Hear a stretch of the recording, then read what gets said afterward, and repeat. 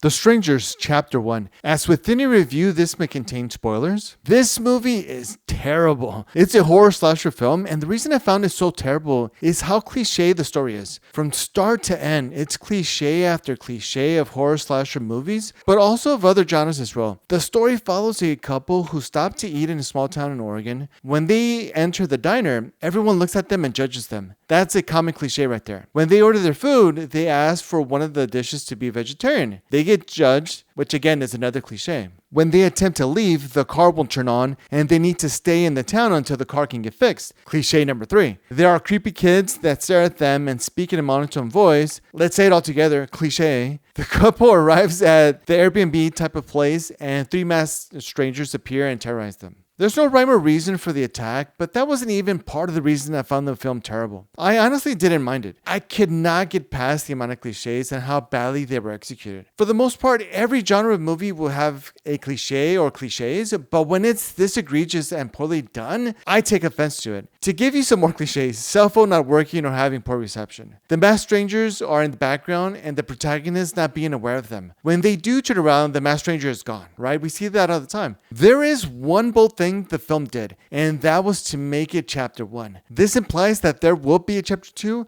and this is the case because, again, spoiler alert, the story ends with to be continued. I say that it is bold because the studio and the filmmakers don't know how well chapter 1 will do at the box office. It may do well, and that will justify having a continuation, but if it doesn't do well at the box office, that will be tough to swallow and justify making more chapters in the series. According to the Wikipedia page, chapter 2 is supposed to come out later this same year. Having 2 films come out in the same year is also bold. If chapter 2 is indeed coming out later this year, then most likely they shot chapter 1 and chapter 2 back to back. That probably helped them save money. One thing to mention is that this version of the Stranger series is a relaunch. I believe the original Strangers came out in 2008. I didn't see the original The Strangers, and so I can't really compare it.